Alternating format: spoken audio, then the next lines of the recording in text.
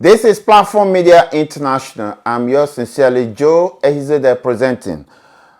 Today we are looking at the UEFA Championship League that happened over the week, and again the fixtures of EPL, English Premiership League. Again, my very good friend is in the studio, Pona Emabo. Welcome to the program. Thank you for having me. How are you today? I'm good. Some of us are excited because the teams that we have sympathy for did well. The producer of this program is behind the camera smiling all the way because he's an Arsenal fan. Arsenal is kind of has a very good form at present. And it goes to show, I don't know if it's Arsenal repeating history or this is a rejuvenated Arsenal team. Opponent, let's quickly run down the results. Arsenal 6, Ludogorets of Bulgaria 0. Paris Saint-Germain 3, FC Basel 0. Dynamo Kiev 0, Benfica 2. Napoli 2, Besiktas 3. I'm surprised that Besiktas beat Napoli at home. Barcelona 4, Manchester City 0. That was a romp over the former coach of Barcelona, Pep Guardiola. He visited his former territory and he was shamed, and his team was destroyed by Messi and his cohorts. Bayern Munich 4, PSV 1.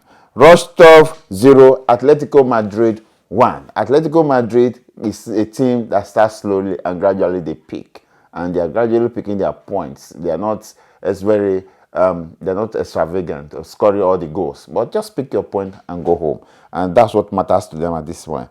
On Tuesday, the teams that played Bayern Leverkusen 0-0 against Tottenham Hotspur. CSKA Moscow 1, AS Monaco 1. Real Madrid discovered their form. Ronaldo and the BBC boys return. Ronaldo and Gareth Bale and the other guy from France, they all came back and they walked over Legia Warsaw 5-1. Sporting Lisbon 0-1, Borussia Dortmund 2. This guy from Gabon has never stopped scoring, but he doesn't discover this form when he's playing for his national team opponent. We'll talk about that. Leicester City, again, like Atletico Madrid, picking their points. 1 here, 2 there, and they have all the points in the kitty. They beat FC Copenhagen 1-0. Dynamo Zagreb 0, Sevilla 1. Lyon 0, Juventus 1. Opponent, looking at all these results, what surprised you? I think the most interesting game there was the Barcelona-Man City game, because they are really two big teams, but it was like Guardiola going back home, and most of the players in Barcelona are players that played under him when he really made his name. So it was something everybody wanted to see. And then before the game, Pep was talking about, and he wants his team to go there, keep And the ball, outpass keep the Barcelona. ball there, Is that possible? Whether it's possible or not, we saw it that day if it was possible, and it wasn't possible.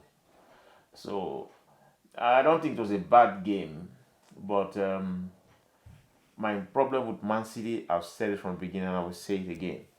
Unless he goes to get a better defensive midfielder, what he wants to do will not come true. Fernandinho is not a good defensive midfielder? He's an okay defensive midfielder. He's not a good defensive midfielder. In the mode of who? Whom are you comparing him with? In Europe? I'm coming. He's okay defensive midfielder. He's not a good defensive midfielder to do what Guardiola wants, how he wants his team to play. Fernandinho cannot do that job. In my own opinion, if Man City have a defensive midfielder like Coquelin, Arsenal defensive midfielder, what he does is to mark in front of the two center defenders, break up play. All the rest midfielders, they don't mark. Fernandinho play, but my problem, this is why I'm saying you need a real defensive midfielder. Fernandinho can play, but he's too slow. What about this guy in Tottenham Hotspur who came from South Africa? Bayama. Yeah, he can get Wanyama too, But I'm saying I'm talking about Coquelin because Coquelin's job is just to man. Opponent, my problem with Man City is that we are not the technicality that Pep Guardiola is trying to instill in that team. They can't get it right this season. I'm sorry to say. When will their goalkeepers learn how to play, to catch the ball with their hands? And when they are in danger, they are still passing, and it's very complicated. And they are going to make mistakes, and they will suffer for that. Look at what happened against Barcelona. Yeah, I agreed. When Barcelona played, I think last when they played against Celta Vigo, they lost 4-2. Barcelona gave a free goal to Celta Vigo too. You remember Yeah, same thing. But this same style that's that how goalkeepers want to play as libero is again. I like it when they win, but when they make mistakes, I just hate the system. no, but about playing from the back is not a problem. My problem is goalkeepers should know when and when not to. It's not a crime if you clear the ball. It's like there's a punitive measure for anybody if he decide to kick the ball far away, because he has all the time to kick it away outside the pitch or kick it to the opposing opponent's Saying he has area. all the time to kick the ball, he have no business coming out there in the first place. Because when that ball was playing, Stone would have covered, would have got into the ball before him. He came out, and I don't know what he was trying to do, anyways. He was trying to clear, he was trying to play the ball, just hide Suarez. I don't know what he was trying to do. If you watch that same game, in the first half, there were two balls that were passed back to the Barcelona goalkeeper. What did he do? He just Kick them send it out. to the touchline. One Exactly. from the left side, put it to the Safety touchline. first. Yeah, then we start again. When the game is open, when you have players in very comfortable position to play the ball, pass the ball, go on. When things are critical like that, you don't just start giving away goals. You remember the game against Manchester United when he went upstairs and just put the ball down for Ibrahimovic to slot in. What about Arsenal? Arsenal destroyed the Jugored of Bulgaria 6-0. And again, Ozil and Sanchez, they're proving their worth for Arsenal. Arsenal is unstoppable right now. Is it the same thing that Arsenal? I wish is history repeating itself? Because at this time every year, Arsenal is unstoppable. But when we get to February or January, things begin to happen. Are we seeing a different Arsenal this year? We might be seeing a different Arsenal, but you got to remember too that Arsenal was doing very good last year until when Cazorla was injured. If he can keep Cazorla fit, and then when they play games, when they play certain games that they make the games look so easy, if he can keep his player fit, when they play those games that they are able to make the games look easy, I expect him second half of the game take most of those your important players out, keeping them fresh. That will scare Arsenal fans because Chazola left was substituted in that game with an ankle injury. I remember he had a pack on his right leg, so that scares Arsenal fans. Okay, I'll take it as a shock. Yeah, he'll be fine.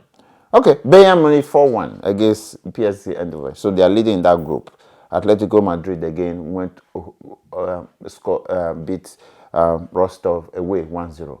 Atletico Madrid is gradually creeping in. I see the same mode of team like in the Atletico Madrid and Leicester City. They're not flashy. They're not they're not there to say, okay, let's score 4-5. They pick one goal at this stage, and I'm going to see that as they progress into the group stage, these two things is going to explode. I mean, Atletico Madrid and Leicester City. Yeah, you talk about Atletico Madrid. Atletico Madrid is a team that is not built on anybody. It's built on their team spirit. That's why when Atletico Madrid play, anybody can score for them. It doesn't matter. It's just the team that plays. They are not in a hurry that, oh, this man must score for us to win. No, they just play as a team, and whoever scores, they hold it tight. That's it. The BBC guys of Real Madrid is at the back, 5-1 against Legia Warsaw. Ronaldo, Gareth Bale, and Benzema. Yeah, but another thing again, when Real Madrid wins, everybody thinks they are supposed to win. It doesn't matter what player you have, what player you bought. you still have to play the 90 minutes. But they were not too very rampant in the market last summer, so it's still the You don't need to same. be, Most of them. they have almost all the highest paid players in the world in their team. But what I'm saying, you have all those players doesn't mean you have to win. You have to play first before you win. So who surprised you positively and negatively during the Championship League? Who? I will not say surprised, but the Barcelona one was another was a spectacular. But I want viewers to look into what I'm going to say now. That since Guardiola left Barcelona, he's never won against a game against Barcelona. Go and check the record. He went to Bayern. He couldn't beat. Oh, Barcelona. Are you repeating the same thing as Yaya Toure manager now? That he was in Barcelona. His creativity and tactical prowess. It's not because he's very good as a coach, or because of the player he had in Barcelona. No, I'm not repeating that. Okay. I disagree with that. Okay, so what do you say now? Pep Guardiola, like me, I'm not a critic. I'm a constructive critic. When I criticize constructively. Okay. I'm not agreeing with that statement in regards to Pep Guardiola, because we know how Bayern Munich plays. Bayern Munich play like Chelsea, power, speed, and power. When he went to Bayern Munich, under 3 months, Bayern Munich he revolutionized their game. They start keeping the ball and moving the ball. It shows that he's a good coach. I agree. Sometimes the quality of what is in his possession is not up to what he had in Barcelona. But we cannot dispute the fact that wherever he goes, the influence of his philosophy shows. We can look at how Bayern Munich was playing. Look at how he was switching Lamb from midfield to right full back. He's a good. In terms of power, you cannot say he's not a good coach. But in Man City, in my opinion, he needs a defensive midfielder like Coquelin of Arsenal, somebody that would really mark, in front of the back to the two center defenders. If he doesn't do that, it will be difficult. Oh, okay. So let's quickly go to EPL Championship League, EPL League for this weekend. Bournemouth versus Tottenham, Arsenal versus Middlesbrough, Liverpool versus West Brom. Again, Chelsea. Mourinho is going to Chelsea. Let's talk about that. Will Mourinho be received in good spirit of sportsmanship when he goes to the bridge? You think so? Yeah, he will, because he didn't fight Chelsea when he left Chelsea. He was fired, right? Yeah. So Mourinho is a special one in Chelsea. Chelsea love Mourinho. I know you're asking me this question because he crossed over to a rival team. But Mourinho has to take care of his family. He needs to work. Okay. What do you expect him to do? Will is Man City experiencing a slump? I will not say they're experiencing a slump, but as we know, no game is easy now in football. You have to play. I don't care what player you have. I don't care what name you have. You have to play. And Arsenal is playing Middlesbrough at Emirates. Is that a walkover for Arsenal? I will not give it a walkover, because Middlesbrough have always been a difficult team for Arsenal. But right now, Arsenal is the most consistent. Middlesbrough have a promising defender in the name of Keane that people are looking around to see. He's a very promising defender. Is he able to stop Sanchez and Ozil? He's not able to stop Sanchez because Sanchez is never there for you to stop. So talking about Sanchez, somebody says he can't stop or not. Yes, Arsenal doesn't stay somewhere for you to go and catch them. If you say you want to catch Sanchez, it's like trying to catch a thief by the elbow. Wow, you have to grab Sanchez by the wrist if you can, and he's never there for you to grab him by the wrist. Opponent, that makes some people very happy now that Sanchez cannot be caught, right? Is he invisible now? We are not saying he's invisible, but he's a player that wants to improve. But a couple of weeks ago, I told you that. But it's interesting. Arsenal have the best midfield in the EPL. It is interesting the way Arsene Wenger now made him a top striker. But he wasn't. He used to come from the wings. But now he's the top striker and he's doing well. And again, I heard that Arsene Wenger is going to make him another Thierry Henry. Yeah, but you got to understand, the modern football now is speed. If you have people like Sanchez, Theo Walcott, why just let them waste around toying with the ball? Why? What are you toying? I always say this. I want Arsenal to do well, but I want him to play fast forward line. Because when you have the forward line is quick, when they are fast, it gives the opponent something to think about when they want to attack you. All eyes will be in the bridge, at the bridge this weekend. Mourinho versus Conte. Mourinho is returning back home. And every one of us will be interested in knowing what happens after that. Arsenal is breathing out the neck of Manchester City. And Manchester City, people are saying, is witnessing a slump very early in the season. Losing 3 matches in a row is not a very good profile for Pep Guardiola. No, they haven't won in 4, but I don't think they lost 3 in a row. They haven't won in 4. They haven't won in 4. They haven't won in 4. Okay, so keep tuning in for the weekend Premiership League matches. And again, opponent, thank you for coming to the program. People like to hear you because you fear no foe, you have no friend, right?